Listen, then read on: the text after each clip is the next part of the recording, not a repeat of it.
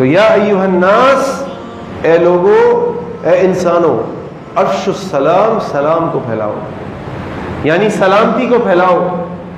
اور یہ سلامتی کیا ہے کہ ایک انسان جب سلام کرتا ہے دوسرے انسان کو تو انسان اس سے کہتا ہے کہ میں اللہ کے نام، اللہ کا نام کیا ہے؟ ایک ناموں میں سے ایک نام السلام، وہ کہتا ہے کہ میں اللہ کے نام کی قسم کھا کر کہتا ہوں اور اللہ تعالیٰ سے دعا کرتا ہوں کہ اللہ تعالیٰ تم پر سلامتی بھیجے، تم میرے سے سلامت ہو، تمہارے پیچھے بھی تمہارے آگے بھی تمہیں مجھ سے کوئی نقصان، کوئی خطرہ نہیں ہے، نہ میں آگے تمہیں نقصان پہنچاؤں گا، نہ پیچھے سے میں آگے چھوڑا گھوپوں گا، کیونکہ تمہیں میں نے کہا کہ اللہ تعالیٰ کی تم پر سلامتی ہے۔ اس سلام کے معنی کو سمجھیں، اس سلام کے مفہوم کو سمجھیں۔ یہ سلام کہنا ثواب ہے۔ اللہ کے نبی صلی اللہ علیہ وسلم بیٹھے تھے، ایک شخص آیا آ کے کہا السلام علیکم، آپ نے کہا عشرن، اس کے لیے 10 نیکیاں ہیں۔ ایک اور آدمی آیا آ کے اس نے کہا السلام علیکم ورحمۃ اللہ، آپ نے فرمایا عشرون، اس کے لیے 20 نیکیاں ہیں۔ ایک اور شخص آیا، اس نے کہا السلام علیکم ورحمۃ اللہ وبرکاتہ، آپ نے فرمایا اس کے لیے 30 نیکیاں ہیں۔ یہ سلام کہنا ثواب کا کام ہے، لیکن سلام کا مفہوم کیا ہے؟ سلام کا معنی کیا ہے؟ سلام کا مقصد کیا ہے؟ کہ مجھ سے آپ تمام لوگوں کو سلامتی حاصل ہے، آپ بے فکر ہو جائیے۔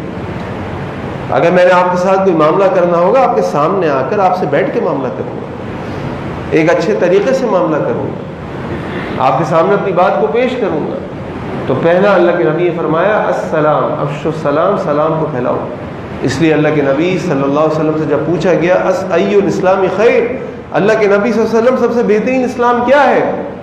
آپ نے فرمایا تطعم الطعام، لوگوں کو کھانا کھلانا، اور پھر آپ نے فرمایا وتقرأ السلام علی من عرفت ومن لم تعرف، اور سلام کرو ہر کسی کو جس کو تم جانتے ہو یا نہ جانتے ہو، سب کو سلام کرو۔ آج کیا معاملہ ہے؟ آج ہم مسجد میں بیٹھے ہوتے ہیں، ایک دوسرے کو بھی سلام کرتے ہیں تو سامنے والا پریشان ہو جاتا ہے، بھائی میں آپ کو جانتا نہیں، آپ مجھے سلام کیوں کر رہے ہیں؟ خیریت؟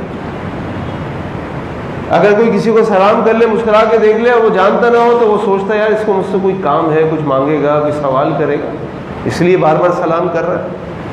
یعنی آج سلام اجنبی بن گیا۔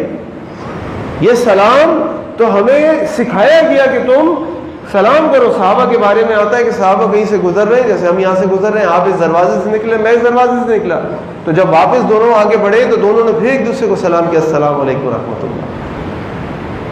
افشوا السلام، افشوا السلام بینکم، سلام پھیلاؤ۔